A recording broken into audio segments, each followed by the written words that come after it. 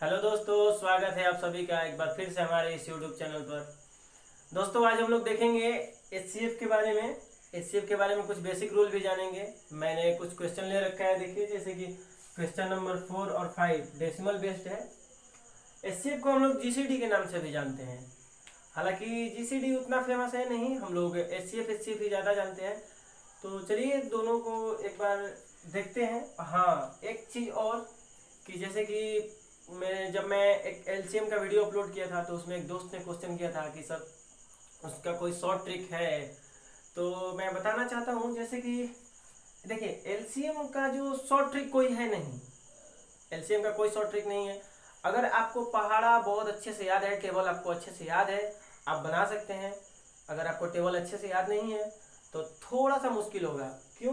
क्योंकि जब वैल्यू आपके सामने छोटी होगी तो आप तो इजीली कर लेंगे, लेकिन अगर वैल्यू जब बड़ी हो जाएगी तो थोड़ा सा दिक्कत होगा।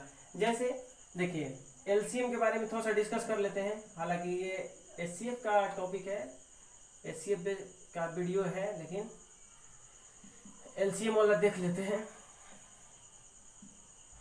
जैसे मान लीजिए 4, 8 और 12 का कोई हमें बोला कि इसका एलसीएम निकालिए। ठीक है, तो देखिए करना क्या होता है। सबसे पहले एलसीएम का मतलब क्या होता है? लोएस्ट कॉमन मल्टीपल, यानी सबसे छोटा गुणज। देखिए, इसका सबसे छोटा गुणज यानी पहाड़ा को उठाइए जिससे जो इन तीनों से कट जाए। ठीक है, वो छोटी वैल्यू जो इन तीनों से इजिली कट जाए। इजिली समझ रहे हैं ना? जो विभाज्य हो कट जाए, बात एक ही है। तो जैसे मान लीजिए कि हम यहाँ पे लिखे 12। ठीक है, अभी आप देखिए ये 12 क्या होगा, 4 से भी कटेगा। अच्छा सॉरी दोस्तों, जैसे कि हम लिखे 24। देखिए ये 24 क्या होगा, 4 से भी कटेगा, 8 से भी कटेगा और 12 से भी कटेगा। लेकिन आप यही 24 से नीचे कोई गुणज उठा के देखिए, कोई पहाड़ा उठा के देखिए, वो नहीं कटेगा। जैसे हमने 12 लिखा था ना, देखिए 12, इस 4 से तो ये 12 कट जाता, इस 12 से भी कट जाता। क्या ये इस 8 से कटता? क्या नहीं कटता। अगर 24 और कुछ छोटा लेना है, अगर आप 22 भी रखेंगे तो देखिए 4 से वो 22 कटेगा नहीं। यानी ऐसा गुणज चाहिए जो जो इन तीनों से इजीली कट जाए। ठीक है, समझ में आया? तो वही पहाड़ा उठाना है हमें और डायरेक्ट आप आंसर ला सकते हैं। और इनका एलसीएम कितना हो जाएगा? 24 हो जाएगा। अगर आपको कोई डाउट हो तो आप इनका एलसीएम निकाल कर देख भी सकते हैं। जैसे हम बता देते हैं यहीं पर, देखिए 4, 8 और 12। सबसे पहले हम 2 से कटाएंगे, फिर 2 से एक बार में। देखिए 2 दूनी 4, 4 दूनी में 8 और 8 तीन 24। ठीक है, तो बहुत जैसे कि आपको टेबल याद होना चाहिए दोस्तों। अगर टेबल आपको याद नहीं है तो ये थोड़ा मुश्किल होगा, फिर आपको निकालने जाना पड़ेगा। अगर टेबल याद है तो इजीली हम लोग फाइंड आउट कर सकते हैं। अगर कोई भी डाउट अगर मन में अभी भी होगा तो आप लोग कमेंट बॉक्स में बोल दीजिएगा, हम जरूर इसका एक और सॉल्यूशन लेकर आएंगे। अभी हम लोग फोकस करते हैं इधर एचसीएफ में। देखिए एचसीएफ का फुल फॉर्म क्या होता है? Highest common factor. हम लोग इसको जीसीडी भी बोलते हैं। अगर जीसीडी की फुल फॉर्म की बात करें तो उसका होता है ग्रेटेस्ट कॉमन डिवीजन। ठीक है, तो अभी हम लोग देखिए सबसे पहले एचसीएफ में क्या है। एचसीएफ में देखिए जैसे ये 60 हो गया और ये 84 हो गया और नीचे 108। ये 2 मेथड से बनता है। जैसे एक बनता है गुणनखंड और एक बनता है भाग। 2 विधि से बनता है। पहला विधि कौन सा हो गया? गुणनखंड विधि। दूसरा विधि भाग विधि। ठीक है, तो सबसे पहले हम लोग इसको गुणनखंड विधि से ही देखेंगे।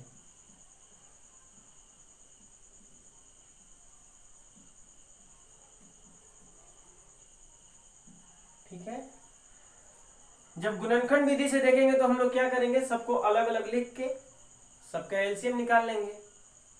चलिए करते हैं। पहले 2 से 30 बार में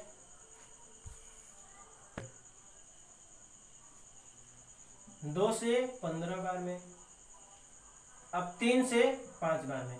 अब देखिए इसको लिख लीजिए आप, यहाँ पे क्या है, 2 गुना में 2 गुना में 3 और गुना में 5, ठीक है। अब इस 84 को देखिए, सबसे पहले 2 से 42 बार में, 2 से 21 बार में। अब तो ये 3 से कटेगा, 3 से कटाएंगे 7 बार में, यानी 2 गुना में 2 गुना में, सामने सामने लिखेंगे आपके लिए और आसान होगा। वैल्यू सामने सामने लिखने की कोशिश कीजिएगा, ताकि जब हम कॉमन ले तो वैल्यू आसानी से कॉमन हो सके। अभी देखिए इसको, 2 से 2 पंजे 10, 213, 2 से 27 बार में, अब 3 से 9 बार में, और ये 3 से 3 बार में, ठीक है। 2 ठो 2 तो यहाँ पर भी है, तो लिखिए 2 ठो 2। अभी यहाँ पे 3 कितना ठो है, 3 ठो। समझ में आ रहा है। अभी देखिए हाईएस्ट कॉमन फैक्टर, अभी हमको वो वैल्यू निकालना है, उसको कॉमन लेना है जो वैल्यू तीनों में अवेलेबल हो, तीनों में वो आनी चाहिए। जैसे पहले हम इस 2 की बात करते हैं, देखिए यहाँ पर है, यहाँ पर भी है, यहाँ पर भी है, यानी 1 1 2 तो तीनों में है, तो हम कॉमन ले सकते हैं। ध्यान दीजिएगा इस बात को, अगर इसमें ये 2 नहीं रहता, ये मत समझिएगा कि ये 2 मतलब 1 2 इसमें होना मस्ट है, अगर नहीं रहता तो हम कॉमन नहीं लेते, ये तीनों में रहना चाहिए, ठीक है। अभी इधर आते हैं, इधर भी देखिए 2 है, कॉमन हो गया।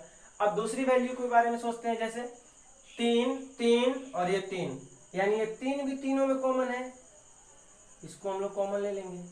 लेकिन देखिए तो ये 5 है, दिख रहा है, ये 5 है, क्या ये 5 इसमें है क्या, नहीं है। होना तो चाहिए तीनों में, किसी एक में नहीं रहेगा, कॉमन नहीं हो सकता, नहीं है। 7 की बात करें तो सिर्फ 7 इसी में है, इन 2 3 की बात करें इनमें कोई है ही नहीं, यानी कि अब हम लोग को लिखना क्या होगा, इन तीनों 2 के बदले हम लोग लिखेंगे 1 ठो 2, क्यों, क्योंकि ये तो कॉमन हो गया, तो 1 ठो 2 लिखेंगे। इन तीनों 2 के बदले 1 ठो और 2 लिखेंगे, और इन तीनों 3 के बदले क्या लिखेंगे, 1 ठो 3 लिखेंगे, गुना कर देंगे, आंसर आ जाएगा। यानी 2 दूनी में 4 और 4 में 3 से गुना करेंगे। इसको थोड़ा सा उधर कर देते हैं, ये आपका हो गया 12, ठीक है। उम्मीद है समझ में आया होगा। थोड़ा सा भी अगर कहीं पे कंफ्यूजन होगा आप लोग कमेंट बॉक्स में टाइप कर दीजिएगा, अगली बार हम कुछ सुधारने की भी कोशिश करेंगे। चलिए अगला क्वेश्चन देखते हैं। 18 45 और 60 है, ये क्वेश्चन आप लोग खुद से कीजिएगा, ठीक है। अभी हम जैसे एलसीएम के बारे में बताए, एचसीएफ के बारे में भी बता देते हैं कि डायरेक्ट हम लोग किस तरह से आंसर दे सकते हैं, ठीक है। इसको हम रफ कर रहे हैं।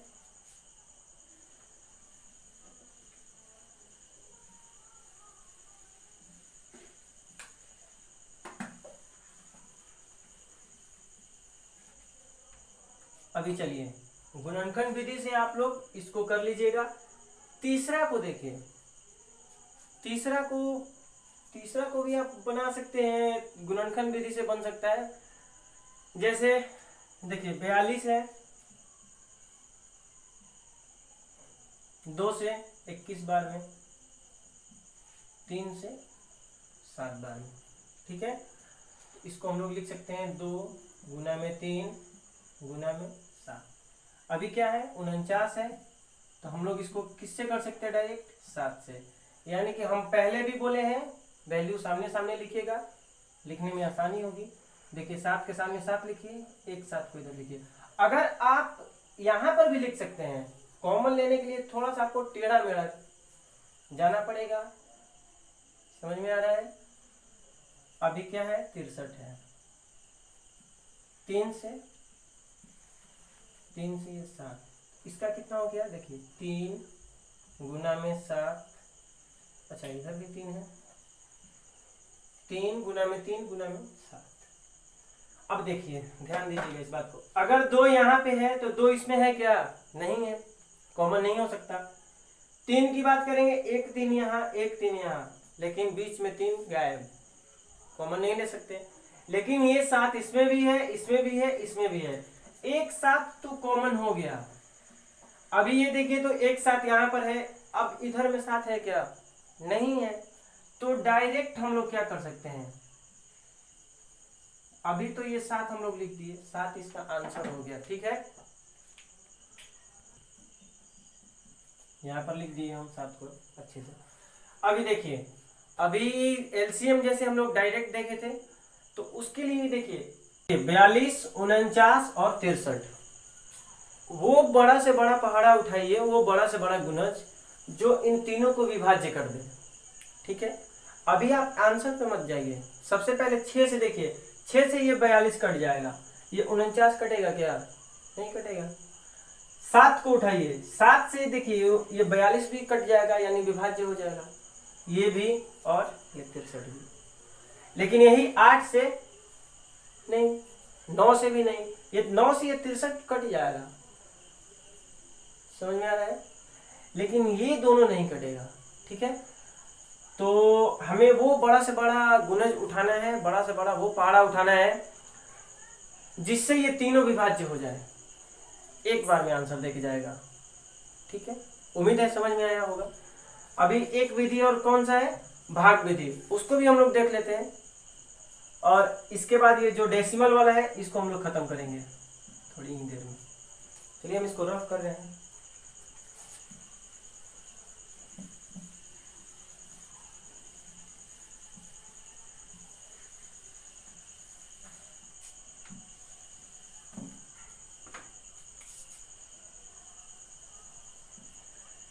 देखिए, भाग विधि से हो या गुणनखंड विधि से हो, आंसर सेम आएगा। ठीक है, तो चलिए अभी हम लोग देखते हैं इसको भाग विधि से।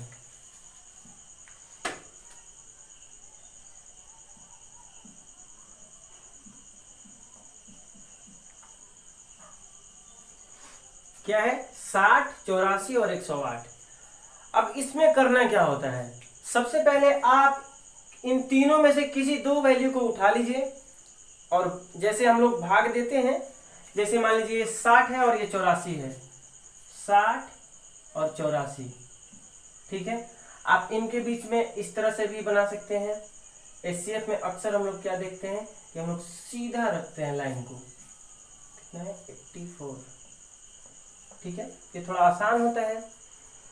अभी करना क्या है, 60 से इस 84 में भाग दीजिए, कितने बार में आएगा, एक बार में आया, कितना 4, ये कितना हुआ 2। अब ध्यान देने की बात क्या है, एचसीएफ में यहां तक तो भाग का जो प्रोसेस होता है वही होता है, लेकिन एचसीएफ में क्या करना होता है कि हमको आंसर 0 तक पहुंचना पड़ता है, 0 तक पहुंचना पड़ता है, यानी कि सबको कटाते हुए 0 तक पहुंचना पड़ता है। जहां पे 0 आ गया वही आपका आंसर हो जाएगा, जहां पर जो भाजक 0 कर देगा शेषफल को, वहां पर वही भाजक इसका क्या हो जाएगा, आंसर हो जाएगा। तो देखिए क्या करना होता है, अभी जो शेष बचा ना यहाँ पे, तो शेष को तो ज्यों का त्यों लिखेंगे, लेकिन जो भाजक है, पिछले वीडियो में मैंने बताया भी था कि भाज्य किसको बोलते हैं, भाजक किसको बोलते हैं, और भागफल किसको बोलते हैं, शेषफल किसको बोलते हैं। अभी इसको क्या बोलते हैं, भाजक। तो देखिए जो शेषफल बचा, अब उस शेषफल से ही भाग देना होता है, किसमें, भाजक में। ठीक है ना, तो 24 ये कितनी बार में जाएगा, 2 बार में, 48। कितना आया 2, और ये कितना है, अभी यहाँ पे जो शेषफल कितना आ गया 12, भाजक कितना था 24। हम बोले हैं अभी कि जब तक वैल्यू 0 नहीं हो जाएगा तब तक हम लोग कटाते जाएंगे, यानी इस शेषफल से इस बार इस भाजक में भाग दे देना है, कितने बार में, 2 बार में, 24। ठीक है, अभी ये जो 12 जो खत्म किया इसको, यहां तक तो हम लोग पहुंच गए, लेकिन अभी देखिए सिर्फ ये और यही तो हुआ है ना, अभी ये तो 108 बाकी ही है। तो इस भाजक को एक बार फिर से उठाएंगे 12 को, और ये जो 108 जो बचा है उसको एक बार फिर से भाग लगा देंगे, कितनी बार में, 9 बार में, खत्म हो गया। देखिए वैल्यू हमारा आ गया, शेषफल में कितना आ गया 0। इसलिए ये 0 कौन लाया, यही 12 तो लाया ना, इसलिए इसका आंसर कितना हो जाएगा, HCF का मान कितना हो जाएगा 12। गुणनखंड विधि से जब हम लोग बनाए थे तो भी 12 आया था, भाग विधि से बनाए तो भी 12 आया। आंसर सेम आएगा, तरीका अलग अलग हो सकता है। चलिए आप लोग इस तीनों को, एक तो मैंने बना ही दिया, आप इन दोनों को बनाइएगा, वही सेम आंसर आएगा। अभी इसके बारे में हम लोग डिस्कस करेंगे, डेसिमल बेस्ड।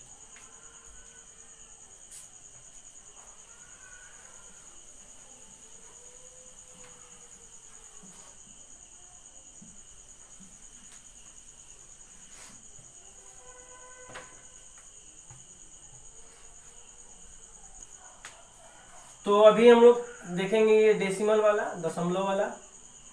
देखिए कितना है, इसको हटा देते हैं, 3.6, इधर कितना है 0.48। एक चीज ध्यान रखिएगा, इसमें क्या होता है, जब भी हमको इसका HCF निकालना होता है, भाग विधि से निकालिए, गुणनखंड विधि से निकालिए, आंसर सेम आएगा। अभी मैंने बताया है। देखिए अगर आपको डेसिमल हटाना होगा तो उसके लिए वैल्यू देखना पड़ेगा कि कितने अंकों के बाद दशमलव है। ठीक है, जैसे देखिए यहाँ पे 2 अंकों के बाद दशमलव है, यहाँ पर 1 अंकों के बाद दशमलव है। अभी हम लोग को दिया कितना है वैल्यू, 2 ठो, एक ये और एक ये। अगर हम लोग के पास एक और वैल्यू रहता, जैसे कि ये तीसरा नंबर क्वेश्चन में देखिए, इसमें क्या है, यहाँ पे 2 अंकों के बाद दशमलव है, यहाँ पर भी 2 अंकों के बाद दशमलव है, लेकिन यहाँ पर 3 अंकों के बाद दशमलव है। ठीक है, तो ऐसे में हम लोग क्या करते हैं कि जैसे कि दशमलव के बाद अगर मैक्सिमम 2 अंकों के बाद दशमलव रहा तो हम लोग सबसे पहले इसको गुना करेंगे किसके साथ, 100 के साथ।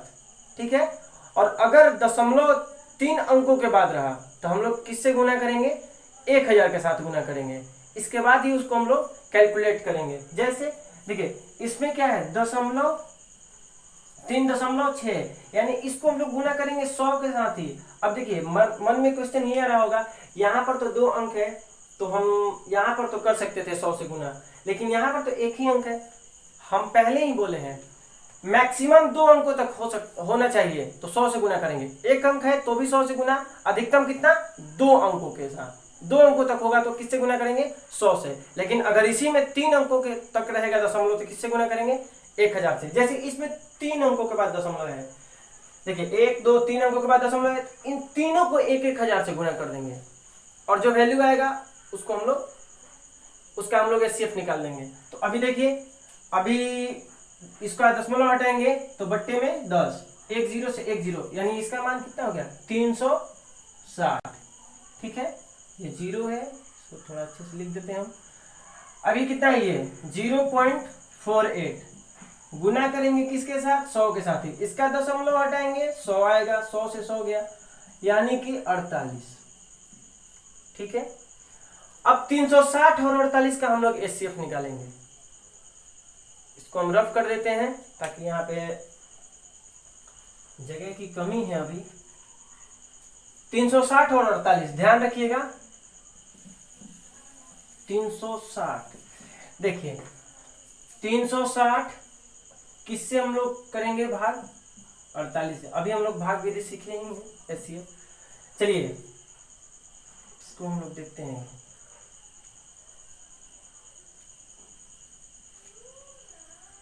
इसको हम लोग 7 बार में देखते हैं। देखिए 6 बचा कितना, 5। ठीक है, 7 6। अभी देखिए 10 में से 6 गया, कितना बचा, 4। 5 में से 3 गया, 2, ये तो गया। अभी हम बोले थे जो शेष बचेगा उसी शेष को हम लोग भाजक मानेंगे, और जो भाजक रहेगा उसको साइड में लाएंगे और उसी से हम लोग इसको डिवाइड कर देंगे। 2 बार में 48 हो गया, यानी अभी आया कितना, 24। अब देखिए ये हमारा आंसर नहीं हुआ, यहाँ पर ज्यादा लाइट आ रहा है, ये 7 है, हम यहाँ पर लिख देते हैं। ठीक है, अब दिख रहा है, इधर देखिए। ठीक है, अभी अब आया कितना, 24।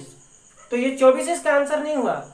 याद कीजिए, हम लोग सबसे पहले जब ये डेसिमल में था, ये यहाँ पे ये जो डेसिमल में था तो हम लोग कितने अंकों से गुना किए थे, 2 अंकों से, यानी 100 के साथ गुना किए थे। अब क्या करेंगे, 2 अंकों के बाद दशमलव लगा देंगे और यही हमारा आंसर हो गया। इसके पहले 0 भी लगा दीजिए, 0.24।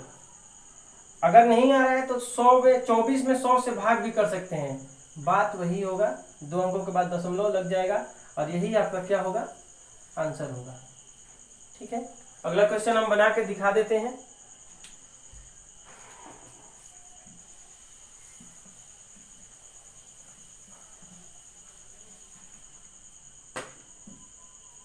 देखिए तीसरा क्वेश्चन क्या है, अभी हम इसको इधर ही कैलकुलेट कर देते हैं। देखिए 0.24, अब हम लोग इसको 100 से गुना नहीं करेंगे, क्यों, क्योंकि देखिए इसमें तो 2 अंकों के बाद दशमलव है, इसमें भी 2 अंकों के बाद दशमलव है, लेकिन इसमें 3 अंकों के बाद दशमलव है और किसी एक में भी रहा 3 अंकों के बाद दशमलव, तो हम सब में 1000 के साथ गुना करेंगे। इसको हम लोग 1000 के साथ गुना करेंगे। देखिए इसका दशमलव हटा, ये तो पता है ना दशमलव हटता है, तो जैसे हम दशमलव को हटाते हैं तो बट्टे में 1 लिखते हैं। अगर हम लोग ऊपर से दशमलव को हटाते हैं तो नीचे 1 लिखते हैं, उसके बाद जितना अंक होता है उतना 0 दे देते हैं। अगर हम लोग दशमलव बट्टे के नीचे से, यानी कि अगर हम लोग हर से हटाकर दशमलव हटाते हैं जब हम लोग, तो क्या करते हैं, ऊपर में 1 लिखते हैं और जितना अंक दशमलव के बाद होता है उतना हम लोग 0 देते हैं। ये बेसिक बात है, हालांकि हर एक बेसिक चीज को हम लोग को जानते हुए चलना है। तो ये कितना हो गया, 240। अभी ये दूसरा देखिए 0.06, इसको भी हम लोग 1000 के साथ गुना करेंगे। अब ये 2 0 से ये 2 0, यानी कि ये हो जाएगा 60। और तीसरा जो है यहाँ पर हम लिख देते हैं 0.018 है, ये तो पता है। देखिए हटाएंगे दशमलव, दशमलव के बाद 3 अंक है तो 3 0 और 1000 से 1000 कैंसिल हो गया, यानी ये 18 हो गया। यानी अब हम लोग को एचसीएफ निकालना कितना है, 60, 240 और 18। ठीक है, अब ये नहीं दिख रहा होगा, 18 हम यहां लिख देते हैं। ठीक है, तो चलिए सबसे पहले 240, 60 और 18, यानी सबसे पहले हम लोग 18 से निकाल लेते हैं 240 को। देखिए कितनी बार में होगा, एक बार में 18। देखिए 14 में से 8 को माइनस करेंगे, बचेगा 6, इधर तो कट गया, ऊपर से आएगा 0। 3 बार में अब 54, नीचे तक ले जा सकते हैं। जब हमें दिखेगा यहाँ पे शेषफल जो है इस भाजक से छोटा हो गया, तुरंत इसको यहाँ लाएंगे और कटाना शुरू। अभी देखिए 10 में से 4 गया, बचा 6, ये तो खत्म हो गया। अब देखिए ये जो शेषफल है इस भाजक से छोटा हो गया, यानी कि इस भाजक को यहाँ पर ला देंगे और ये 3 बार में कैंसिल। अभी आया कितना, 6, क्योंकि हम लोग तो देखिए 240 और किस से, ये 18 से भाग दिए हैं। अभी एक बाकी है, कौन सा, ये 60 वाला, तो इस 6 से ही निकाल देते हैं 60 का। यहाँ पे देखिए एक बार में 6 खत्म, ऊपर से लाए 0। अब तो भाग लगेगा नहीं, हम पहले इसके पहले एक वीडियो बनाए हैं जिसमें बताया है कि जब भी हम कोई वैल्यू ऊपर से नीचे लाते हैं भाग नहीं लगता है, तो यहाँ पे क्या करते हैं, भागफल के पास एक 0 लगाते हैं। यानी जो फाइनल हम लोग का आंसर हुआ वो क्या हुआ, ये 6 तो आ गया, ये जो 6 आ गया, ध्यान दीजिएगा, ये 6 तो आ गया। लेकिन अभी याद कीजिए कि हम लोग गुना किसके साथ किए थे, 1000 के साथ किए थे, यानी हम लोगों को 3 अंकों के बाद दशमलव लगाकर ही आंसर करना है। ठीक है, तो दाहिने साइड से आइए, देखिए 1 अंक तो आपके पास ये रहा, अभी आपको 3 अंकों के बाद दशमलव लगाना है, या इस 6 में 1000 से भाग कीजिएगा, वैल्यू कितनी होगी, 0.006। ठीक है, यानी कि आपका ये आंसर हो गया। तो उम्मीद है समझ में आया होगा। दोस्तों देखिए अभी मुझे ऑनलाइन पढ़ाने का बहुत ज़्यादा अनुभव है नहीं, अभी मैं यहाँ पे नवोदय के बच्चों को पढ़ाता हूँ, करीब वो क्लास 6 में है, 6 क्लास एंट्रेंस एग्जाम जो होता है उन्हीं को मैं पढ़ाता हूँ। अभी तो 10 अप्रैल को उनका एग्जाम होने वाला था जो कि कैंसिल हो गया, फिर 15 मई को आया था एडमिट कार्ड पे लिख के कि 15 तारीख को होगा, वो भी कैंसिल हो गया, अभी कोरोना का टाइम चल रहा है। तो धीरे धीरे बेसिक से हम ऊपर लेते जाएंगे, सबको ऊपर की तरफ हम सब चीज़ बताते चलेंगे।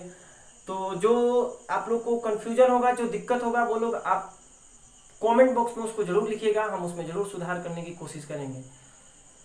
वीडियो पूरा देखने के लिए बहुत बहुत दिल से थैंक यू।